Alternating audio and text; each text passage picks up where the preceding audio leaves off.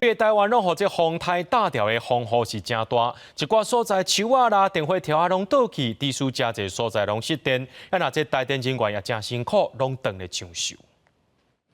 记者即摆伫咧新店的中央市场遮，外口风雨油源真大，啊那市场内底店家拢是乌的，因为从下晡到今目前油源是咧停电。啊那伫咧记者的另外一边，咱看到即个卖场遮电火是关的，因为卖场有家己的发电机，所以目前无影响营业。我现在我妈那个铁门没办法关啊，我在等来电啊，来电以后我帮她关掉啊。所以就不敢离开哦。对，我不敢离开啊。